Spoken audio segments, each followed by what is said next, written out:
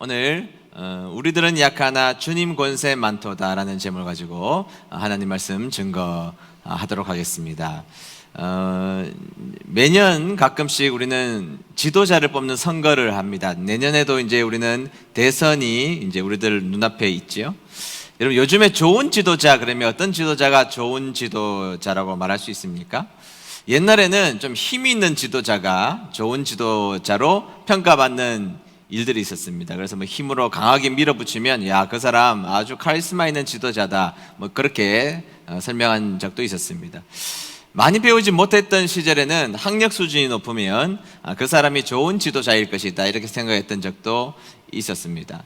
나중에는 좀 직관력이 있는 지도자가 있으면 그 사람이 좋은 지도자라고 평가하던 시절이 있었습니다. 요즘에는 웬만하면 대학도 잘 나오고 지식은 정보의 바다 가운데 우리가 살아가고 있지 않습니까? 조금만 노력하면 지식은 쉽게 얻을 수 있는 시대 가운데 살아가고 있고, 그래서 요즘에는 좋은 지도자 그렇게 말하면 가장 중요한 덕목이 뭐냐 그러면 도덕성입니다. 도덕성이 가장 중요한 덕목입니다. 얼마나 그 사람이 이 땅을 살면서 정직하게 살았는가, 깨끗하게 살았는가를 굉장히 중요하게 여기죠.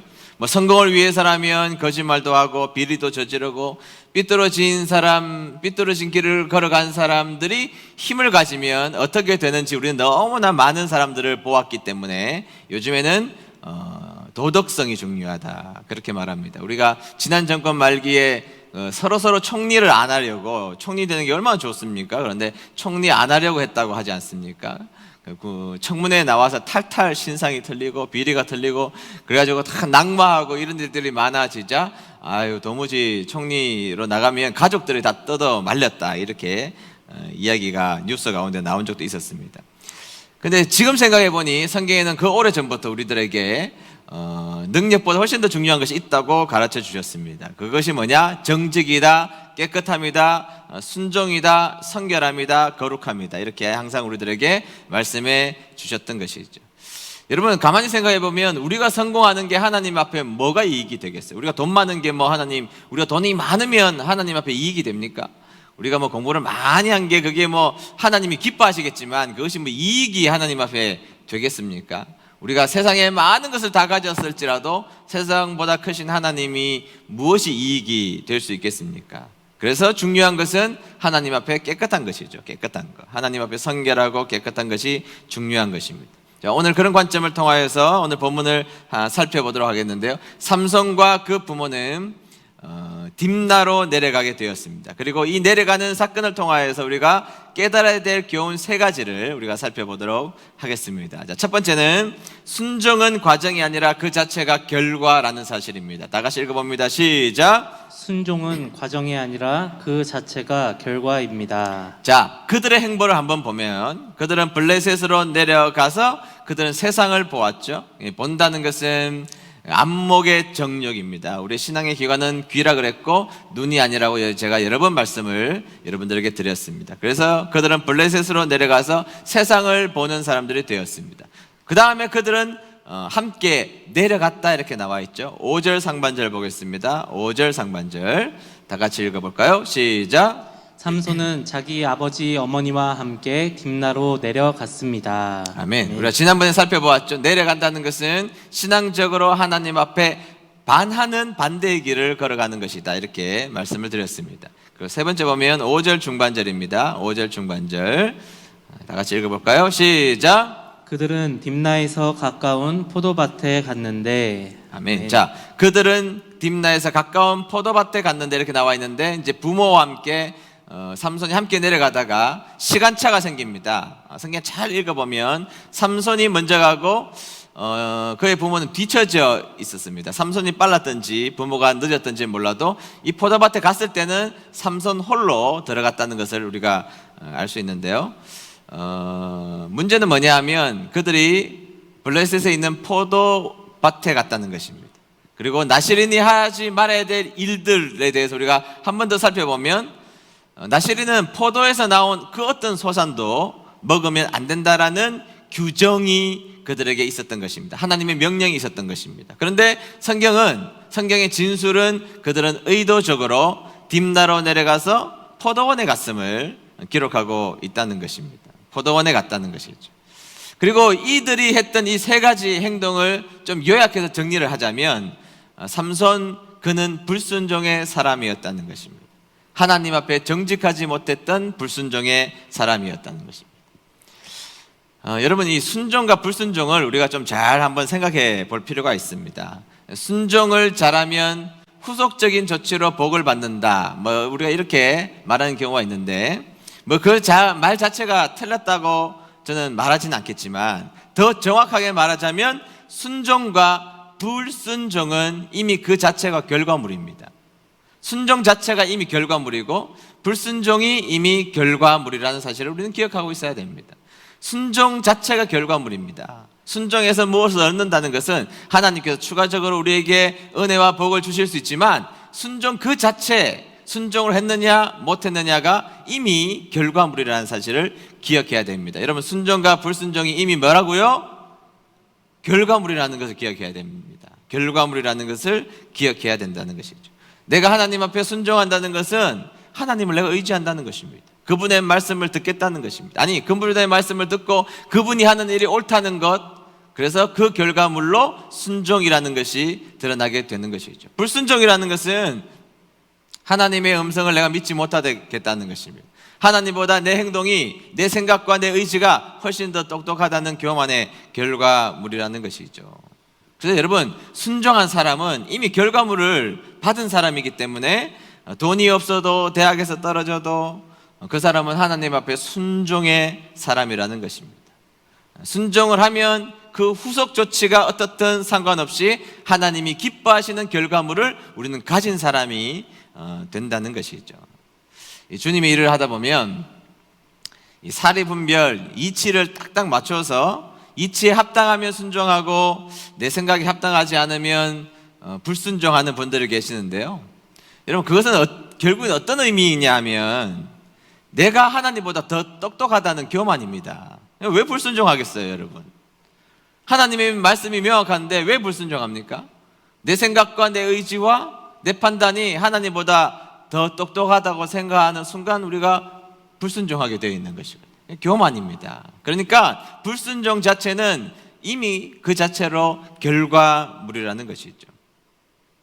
순종은 이미 결과물입니다. 그런 의미에서 우리 은혜드림교회 성도님들은 어떤 열매를 맺고 계십니까? 순종의 열매를 맺고 계십니까? 불순종의 열매를 맺고 계십니까? 이런 말씀하시는 분들 계세요. 목사님, 저는 그래도 대체로 순종 잘하지 않습니까? 이 대체로가 무서워요. 대체로 순종 잘하지 않습니까? 그건 하나님이 대체로 우리가 할 만한 일들을 다 시켜주시기 때문에 대체로 순종 잘하죠. 그런데 독자 아들 이삭을 바쳐라, 방주를 지어라, 여리고성을 13바퀴를 돌라, 소리를 지르라, 그게 이치에 맞습니까? 그때 나의 믿음이 비로소 그 순간 결정 나는 것입니다. 이치에 맞는 일은 순종 못하는 사람이 어디 있습니까?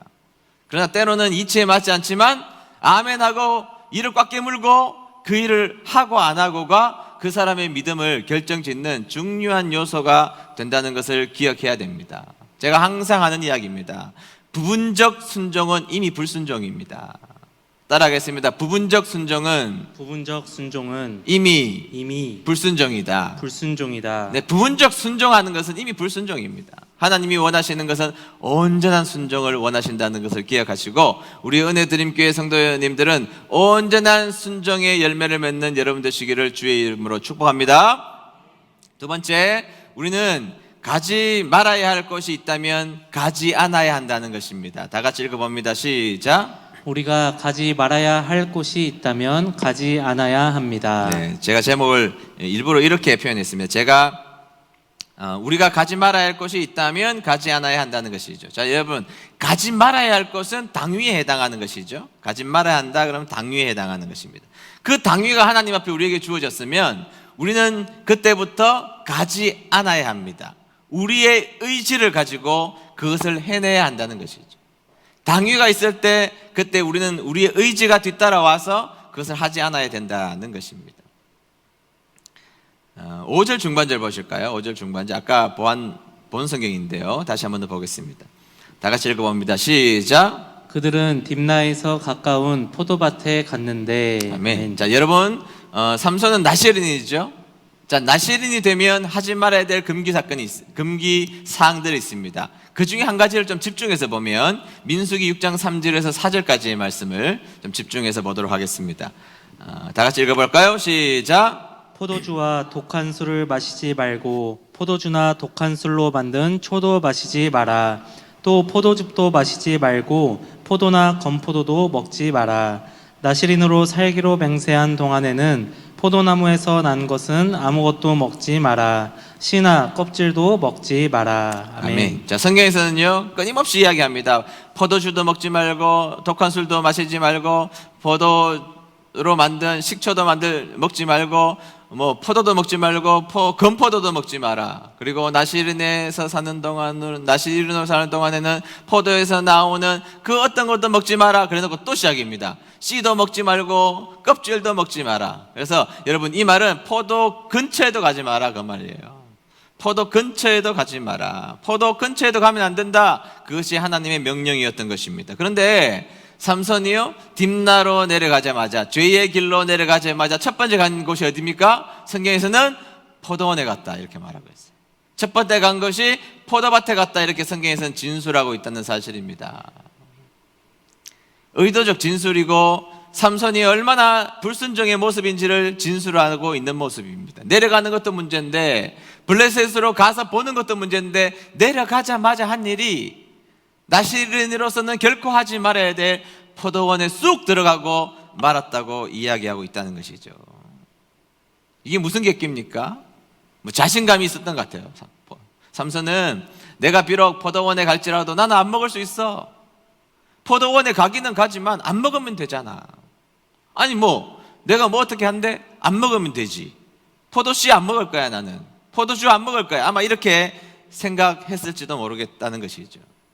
근데 여러분 내가 안 먹으면 되지 그게 됩니까?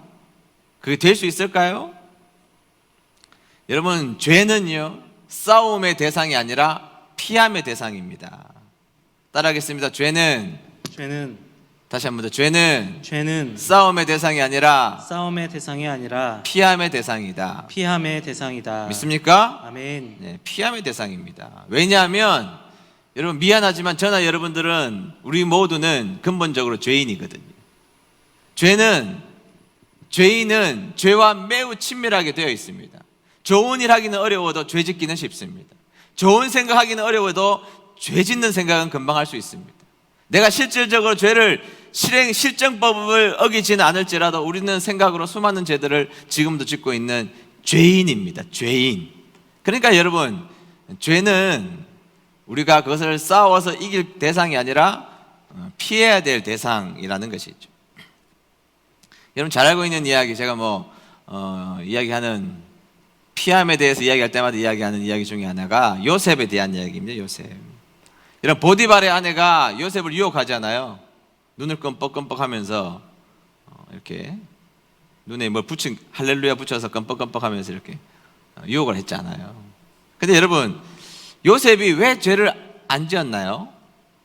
피했기 때문입니다. 피했기 때문이에요. 그 자리로부터 피했기 때문에 그는 죄를 짓지 않았던 것입니다. 그런데 여러분 만약에 역사는 만약이 없지만 만약에 요셉이 그 죄와 싸우려고 했다고 한번 생각해 보십시오. 싸우려고 요셉이 막 자꾸 껌뻑거리고 유혹하고 자꾸 다가오니까 요셉이 열받아가지고 아줌마 이리 좀 와봐요. 이야기 좀 합시다 하고 이제 혼을 내려면 방에 문 닫고 혼을 내잖아요. 어릴 때 혼날 때 문 닫고 혼나셨죠? 그래서 방에 이제 문 닫고 아줌마 여기 좀 앉아보세요. 도대체 아줌마 왜 자꾸 눈을 껌뻑껌뻑거리는 거예요?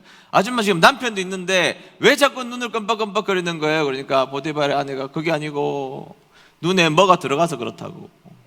눈에 뭐가 들어가서 그렇다고. 그러니까 요셉이 또 착하잖아요. 또 내가 실수했나 싶어가지고 그래요 아줌마? 그래가지고 눈 한번 그럼 떠보세요 해가지고 후 불어주고 빼주고 이러다가 갑자기 음악이 바뀝니다. 띠리디 띠디디디 끝나버리는 거예요. 그러면 아니면 아줌마 도대체 왜 그러는 거예요 지금? 그럴 때 막 울면서 남편이 나를 개무시를 하고 나를 쳐다보지도 않는다고, 내가 인근 취급 못 받은 지 20년 되었다고, 남편은 내가 매력적이지 않나 봐. 내 마음에 막 상처가 너무 커서 밤에 잠도 못 자고 견딜 수가 없다라고 막 울면 또 남자들이 눈물에 약하잖아요. 또 그러면 휴지로 얼굴 눈 닦아주고 그렇게 상담하다가 아줌마가 왜 못생겼어요? 아줌마처럼 예쁜 여자가 어디 있다고? 이렇게 아줌마처럼 매력적인 여자가 어디 있다고? 그렇게 상담하다가 또 음악이 바뀌는 거예요. 띠리디 띠디. 여러분 이렇게 되면 여러분 요셉은 넘어갔을 거란 말이죠. 그 권력자의 그 아내의 힘 앞에 굴복하는 사람이 되었을 것입니다. 그러나 요셉은 그 자리로부터 이탈하여 피했기 때문에 득죄하지 않았다는 것입니다. 죄는 싸움의 대상이 아니라 피함의 대상이라는 것을 기억하는 여러분 되시기를 축원합니다. 여러분 베드로전서 5장 8절 보세요. 베드로전서 5장 8절 다 같이 읽어봅니다. 시작. 근신하라 깨어라 너희 대적마귀가 우는 사자같이 두루다니며 삼킬 자를 찾나니. 아멘. 네, 잘 안 가르쳐 드리는 건데 우리 교인이니까 가르쳐 드립니다. 잘 보세요. 근신하라 깨어라 너희 대적마귀가 우는 사자같이 두루삼키며 삼킬 자를 찾나니. 여러분 지금 찾고 있습니다. 사자가 지금 여러분 주위에 여기 막 빼곡하게 들어가 있다고요. 사자가. 그런데 여러분 죄하고 저기 멀리 떨어져 있는 사람에게 찾아가겠습니까? 포도원에 있는 사람에게 찾아가겠습니까? 다시 한 번 더 쉬운 이야기인데요. 자, 죄와 떨어져 있는 사람에게 찾아갈까요? 포도원에 있는 사람하고 찾아갈까요? 포도원에 있는 사람한테 찾아가죠. 우는 사자가 포도원에 있으면 금방 자빠질 텐데, 금방 넘어질 텐데 쉽게 얻을 수 있지 않습니까? 이미 죄 가운데 들어왔잖아요. 근데 여러분 잘 보세요. 잘 보세요.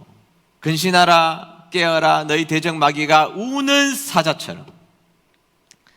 삼손이 포도원에 가서 누가 등장합니까? 5절 하반절 보십시오. 5절 하반절 다 같이 읽어봅니다. 시작. 딥나의 포도원에 이른즉 젊은 사자가 그를 보고 소리 지르는지라. 아멘. 여러분 이런 성경 구절을 보면 막 희열을 느끼지 않습니까? 뭐 구약과 신약 이렇게 딱딱 들어맞는 거 보면 기쁨과 희열과 만족과 막 저만 느끼는가 본데. 여러분 사탄은요 우는 사자처럼 다닌다고 그랬잖아요. 그런데 삼손이 포도원에 들어가자마자 호랑이 만났습니까? 아니요. 사자가 있다. 사자가. 성경 말씀이 딱딱 맞단 말이죠. 사자가 등장하고 있다는 것입니다. 우는 사자가 등장하죠. 마귀는 삼킬 자를 찾고 있다는 것입니다. 그래서 사자가 등장한 것입니다. 딱 성경에서는 이 구조를 맞추고 있다는 것입니다. 포도원에 가자 사자를 만납니다. 두렵죠 여러분? 사자가 앞에 있다고 생각해 보세요. 우리는 사자를 안 봐가지고 또 이게 좀 문제예요. 좀 아프리카에 살았으면 사자를 한번 만났을 텐데. 그러니까 이 감이 좀 안 오지만 여러분 그 개가 와도 무서운데 사자가 있다 얼마나 무섭겠습니까? 미국에 있었던 일인데요. 휴 파일이라는 분이 지은 책인데 제가 한 25년 전에도 더 된 책, 25년도 훨씬 더 전에 한 30년 전에 가까이 제가 읽었던 책 같은데요. 신학교 다닐 때 책 제목이 기억이 안 나요. 그래서 근데 이상하게 저자는 기억나더라고요. 휴 파일이라고. 그 책에 보면 이런 이야기가 나옵니다. 한 크리스찬 여인이 술을 끊기 위해서 노력을 하다가 계속 다음으로 미뤄요. 이게 뭐 술을 그냥 적당하게 마시는 것이 아니라 이 여인은 마셨다면 사고치고 마시면 그냥 인사불성이 되고 그런 문제가 있었던 것이죠. 그냥 술만 먹으면 죄를 지으니까 본인이 깨달았던 것입니다. 내가 술을 끊어야 되겠다. 그런데 차일피일 미루었던 것입니다. 근데 그 여인이 친목 모임을 했는데 친구들과 함께 우리나라 개모임처럼 새벽 3시까지 술을 잔뜩 마셨다는 거예요. 새벽 3시까지 잔뜩 마시고, 우리나라는 그런 동물원이 없는데 미국에는 있는 것 같아요. 내가 책에 보니까. 그래서 미국의 허름한 동네 동물원에 곰이 있는 곳에 이 동물원에 찾아갔다는 것입니다. 평소에는 겁이 많은 이 여인인데 술을 그냥 만땅거로 먹었던 이 여인은 그 곰 우리에다가 손을 집어넣었다는 거예요. 손을 집어넣고 곰을 희롱하기 시작했다는 것입니다. 희롱하다가 잠을 자고 있는 곰이 뛰쳐나와서 그 여인의 손으로부터 어깨까지의 모든 고기를 다 씹어 먹었다는 것이에요. 그리고 술에서 깨보니 환자복을 입었는데 빈 한쪽의 팔은 빈소매의 팔로 평생을 살아가야 하는 존재가 되어버리고 말았다는 것이죠. 여러분, 하나님께서 포도 근처에도 가지 마라. 당위잖아요, 당위. 이 당위가 있을 때 우리는 내 의지를 가지고 그것을 지켜내야 한다는 것입니다. 당위가 있을 때 하나님께서 여러분들에게 명령을 허락해 주시고 당위의 말씀을 허락해 주실 때 여러분들의 의지를 가지고 지켜내는 여러분들 시기를 주의 이름으로 축복합니다. 마지막 세 번째, 우리의 부족함이 하나님의 구원을 멈출 수 없다는 것을 기억해야 합니다. 다 같이 읽어봅니다. 시작. 우리의 부족함이 하나님의 구원을 멈출 수 없습니다. 네, 여러분 지금 우리가 읽고 있는 이 사사시대는요 엉망진창입니다. 영적인 암흑기의 시대잖아요. 깜깜했다는 겁니다. 믿는 사람이 없었습니다. 지도자를 찾기도 어려웠고 그 백성 가운데 자기의 소견에 옳은 대로 행했던 사람들입니다. 자기 맘대로 살았던 사람이, 말씀 그 기준이 아니었습니다. 자기의 맘대로 살았던 사람들이 성경 속에 등장하는 사사기의 사람이었습니다. 그러니까 여러분 사사기는 다 죽어가는 백성들이었어요. 하나님이 심폐소생술을 하는 거예요. 가끔씩 사사 보내서 죽을 만하면 사사 보내서 CPR하고 죽을 만하면 사사 보내서 심폐소생술해서 겨우겨우 살려놓는 백성들이 이스라엘 백성들이었다는 것이죠. 엉망진창입니다. 삼손 부족하죠. 근데 여러분 보세요. 6절 보시죠. 6절 말씀 보겠습니다. 시작. 여호와의 영이 삼손에게 들어가자 삼손은 큰 힘을 얻었습니다. 삼손은 마치 염소 새끼를 찢듯이 맨손으로 그 사자를 찢어버렸습니다. 아멘. 여러분 보십시오. 불순종한 삼손에게 하나님의 영이 임했다는 거예요. 구약의 영은요, 우리 성령은 신약시대의 오순절 이후의 성령은 한번 임한 영이 없어지진 않아요. 성령님이 임하시면 내주하시면 성령 충만하지 않을 수는 있지만 성령이 떠나가지는 않습니다. 그런데 구약의 개념은 성령님이 왔다가 떠나갑니다. 사울 왕에게도 왔다가 떠나가잖아요. 그죠? 네, 구약의 개념입니다. 하나님의 영이 이 불순종한 삼손에게 임했다는 것입니다. 그리고 그 무시무시한 사자를 염소새끼 찢듯이 찢어버렸어요. 승리했다는 것이죠. 여러분 불순종한 사람입니다. 그런데 불순종한 사람에게 승리를 주시는 이 모습을 우리는 어떻게 해석해야 합니까? 불순종의 결과를 가지고 있는 삼손이라면 사자에게 잡혀서 고생을 해야죠. 뭐 죽을 고생을 하고 뭐 누워서 살아야죠. 이제 그것이 불순종한 사람의 결과물이 되어야 할 텐데 오히려 하나님은 그들에게 승리를 주시더라는 거예요. 승리를 주시더라. 왜 하나님은 이런 못난 삼손에게 더 큰 은혜를 주셨습니까? 아까 이야기했잖아요. 먼저는 시대적으로 이스라엘은 영적인 말기암 환자였던 것입니다. 더 이상 희망이 없는 자들이었습니다. 그리고 그 누구도 하나님 앞에 헌신할 사람이 아무도 등장하지 않았던 시절이었어요. 오죽하면 청부살인업자가 주님의 일을 하겠습니까? 입다가 청부살인업자 아닙니까? 그러면 앞으로 이스라엘은 망해야 되는데 하나님이 선택한, 그리고 이스라엘에게 약속하셨잖아요. 약속. 내가 너를 선택하여 큰 민족을 이루고 너를 통하여서 메시아가 이 땅에 오실 것이다. 하나님은 신실하신 분이시거든요. 도저히 이스라엘 백성들은 죽어가고 있습니다. 희망이 없어요. 그러나 신실하신 우리 하나님께서는 그 이스라엘 백성들을 그 절망에서 건져내시기 위해서, 그리고 그 약속을 지키기 위하여서 하나님은 그들에게 더 큰 은혜를 베풀어 주시고 있다는 것입니다. 삼손 지금 엉망으로 살았습니다. 그러면 삼손이 엉망으로 살면 하나님의 큰 계획조차 없어지는 겁니까? 우리 하나님은 그러신 분이 아니시라는 겁니다. 아니 여러분, 우리가 구원받을 만한 자격이 있습니까? 그 자격이 없으면 구원받지 말아야 됩니까? 그거 아니거든요. 구원받을 만한 자격이 없어도 구원해 주신 하나님이시고, 하나님께서는 약속하셨고 이스라엘 백성들이 연약해도 그 백성을 통하여서 이 땅에 메시아를 보내셔야 된다는 하나님의 그 약속을 신실하게 지키기 위하여서 하나님은 우리를 포기하지 않는 모습을 우리가 만나고 있는 것입니다. 여러분, 우리가 왜 안 망하고 있는 줄 아세요? 지금 최인선이가 왜 안 망하고 있는 줄 아세요? 여러분들이 왜 지금 이렇게 살아가고 있는 줄 아세요? 지금 하나님의 은혜가 우리에게 임하기 때문입니다. 내 못남보다 크신 하나님이 이 자리에 임하고 있는 줄로 믿으시는 저와 여러분 되시기를 주의 이름으로 축복합니다. 아멘. 여러분, 므낫세 왕 아시죠?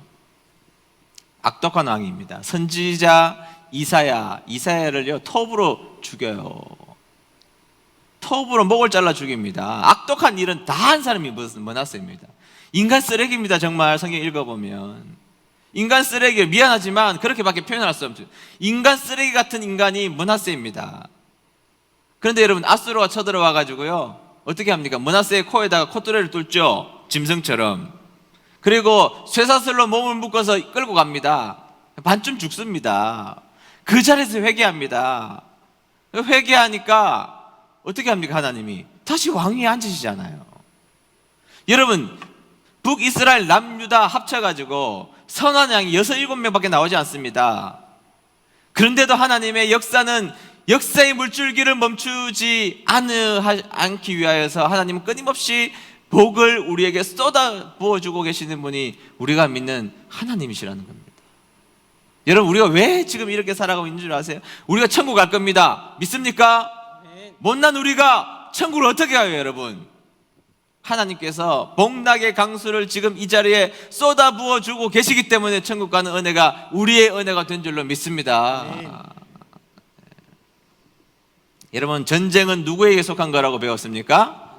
하나님께. 그 말은 무슨 말이에요? 인간의 연약함과 상관없다는 겁니다. 여러분, 다윗이 골리앗을 이긴 것은 다윗의 능력 때문에 이긴 거 아니잖아요. 하나님이 다윗과 함께 하셨기 때문이고.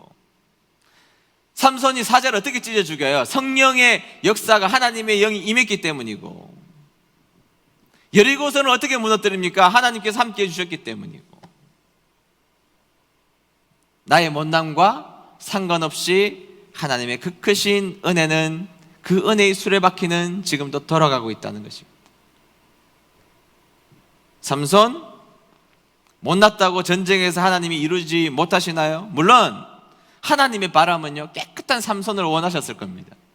저는 하나님이 일꾼 찾을 때 우리 은혜 드림교회를 찾았으면 좋겠고, 우리 은혜 드림교회 성도님들이 깨끗한 심령이 되어서 여러분들을 들어 쓰시는 귀한 역사가 있게 되기를 주의 이름으로 축복합니다. 그런데 여러분, 우리가 항상 깨끗하지는 못하거든요. 그럴 때 주님의 은혜가 우리의 인생 가운데 작동하기 시작하는 것이죠. 깨끗한 삼손 쓰기를 원하셨지만 더럽지만 써야지 어떻게 해요? 이스라엘 살려야 되는데 지금. 하나님의 은혜라는 것입니다.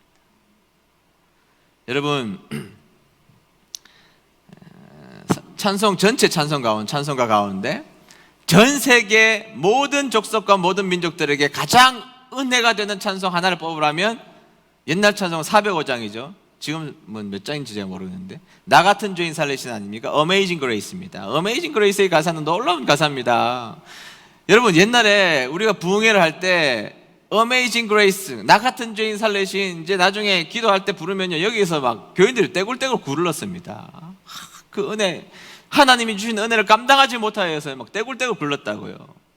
전 세계의 모든 사람들이 그 찬송을 부르면서 얼마나 은혜를 받은지 모릅니다. 누가 지었죠? 존 뉴턴입니다. 존 뉴턴 옛날에 뭐 하던 사람이죠? 아프리카에서 흑인들 강제로 잡아다가 미국으로 데려오는데 포주 역할을 했던 사람이에요. 여러분, 그 역사 공부 한번 해보십시오. 사람을 눕혀놓고요 닭장처럼 눕혀놨습니다. 꼼짝도 못하도록 눕혀놨어요. 그리고 그 위에 나무, 그런 구조물을 만들어 놓고 사람을 그냥 층층에 그냥 꼼짝도 못하게 눕혀놓고 아프리카에서 사람을 잡아다가 미국에 오면 절반 죽었습니다. 그 일을 존 뉴턴이 한 거예요. 그러면 여러분, 존 뉴턴은 쓰레기죠. 인간 쓰레기라는 거예요. 사람 목숨을 개돼지만큼도 취급하지 않았던 사람. 수천 명의 사람이 죽어갔을 겁니다. 존 뉴턴 때문에. 그런데 존 뉴턴이 하나님의 은혜를 받고 그렇게 말하잖아요. 나 같은 죄인 살리셨다고.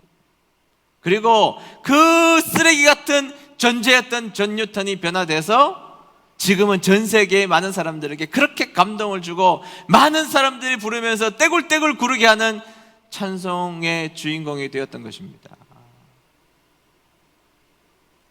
하나님의 은혜입니다. 하나님은 은혜로 역사를 진행시켜 주실 것입니다. 우리의 잘남으로 그 역사를 진행시켜 주시는 것이 아니라 하나님은 이 역사의 물줄기를 여전히 은혜로 이 역사의 물줄기를 흘러가게 할 것입니다. 내가 부족하면 심폐소생술을 해서라도 하나님은 이 역사를 하나님의 고귀한 역사 가운데로 이끌어 가실 것입니다. 여러분, 우리를 하나님께서 왜 불러주시고 여기에 세우셨습니까? 네, 깨끗해야죠. 우리가 순종하는 마음으로, 깨끗한 마음으로 쓰임받을 것입니다. 그러나 가끔 실수도 하고 낙심도 하고 여러 가지 문제도 생기고 어려움도 겪고, 어떨 때는 자존감이 낮아져서 아무것도 할 수 없는 것처럼 느껴질 때, 그때 여러분, 우리를 감싸고 계시는 하나님의 놀라운 은혜가 있음을 깨닫는 저와 여러분 되시기를 주의 이름으로 축복합니다. 그래서 하나님의 역사의 물줄기는 여전히 흘러갈 것입니다. 영원히, 우리의 연약함과 상관없이 영원히 하나님의 물줄기가 흘러가게 된다는 사실을 기억하고 믿는 여러분 되시기를 주의 이름으로 축복합니다. 우리 찬양 부르겠습니다. 성도의 노래 찬양 부르겠습니다.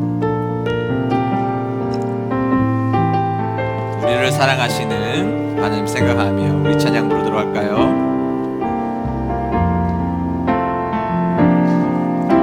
환난과 난과 고난 수고로움 속에도 성도는 그 믿음을 지켰네.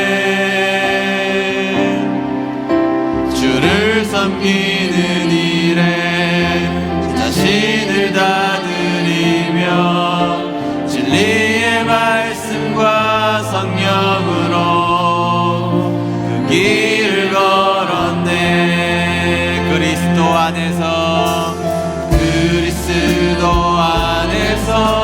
새롭게 하시고 그리스도로 인하여 자유케 되었네. 우리는 무명하나 유명한 자요 죽음의 위기 속에도 참 생명 가졌고 근심 하나 기뻐하며 가난하나 다른 일을 부욕해. 다같이 손을 들고 찬양하겠습니다. 우리는 무명하나 유명한 하나님의 은혜 속에 있는 자들입니다.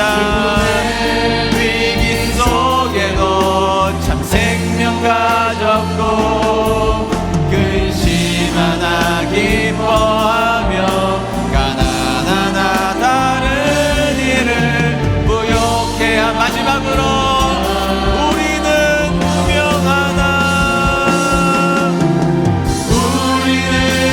무명하나 유명한 죽음의 위기 속에 참 생명 가졌고 근심 하나 기뻐하며 가난하나 다른 일을 부욕해 하는 자로다. 다같이 머리 숙여서 기도할까요? 여러분, 순종은 그 자체가 이미 결과물입니다. 우리가 순종을 해서 무엇을 얻는 것은 그 다음 이야기고요. 순종 자체를 우리 하나님은 기뻐하시죠. 그 자체로 하나님은 놀라워하십니다. 순종이 열무보다 훨씬 더 중요한 것은 순종 그 자체인 것입니다. 내가 순종했지만 그 결과물이 좋지 않다고 말하는 분들도 계실지 모르겠습니다. 그러나 우리가 순종할 때 하나님은 우리를 귀하게 여기시는 것이죠. 순종의 열매, 우리 하나님 앞에 맺어드려야 하지 않을까. 여러분, 우리가 하나님보다 똑똑하지 않습니다. 우리가 하나님보다 능력 많지 않습니다. 내가 하나님 사랑하는 것보다 하나님이 우리를 훨씬 더 사랑하십니다. 그러면 우리는 순종하는 삶을 이제는 선택해야 되지 않을까요? 오늘 성경은 삼손은 참 엉뚱한 모습을 많이 보여주었습니다. 보았고 내려갔고 그렇게 가지 말라고 했던 포도밭에 갔습니다. 저는 성경을 읽으면서 은혜가 되는 장면이 이것입니다. 못난 자들을 그대로 사용하셔서 하나님의 큰 역사를 이루어 주신다는 것입니다. 저 역시 마찬가지입니다. 너무 못난 자고 그런 자의 모습을 통하여서도 하나님은 역사를 메꾸어 가시고 물줄기를 이루어 가신다는 것입니다. 저는 우리가 역사의 주도권을 잡고 있지 않아서 얼마나 감사한지 모릅니다. 역사의 주도권이 하나님이신 것이 얼마나 다행입니까? 그분이 주도권을 잡으시고 못남이 못난 대로 멋짐이 멋진 대로 사용하시고 은혜를 베풀어 주신 분, 그분이 우리 하나님이십니다. 오늘 기도하실 때에 하나님, 우리가 순종, 그 결과 순종의 열매를 맺는 백성들 될 수 있도록 도와주시고 나보다, 나의 약함보다 훨씬 크신 하나님의 손길을 의지하여 항상 은혜의 물줄기 속에 살아가는 저희들 될 수 있도록 도와주십시오. 우리 1분간만 합심하여서 기도하도록 하겠습니다. 하나님 아버지 감사합니다. 오늘 주신 말씀들을 저희들에게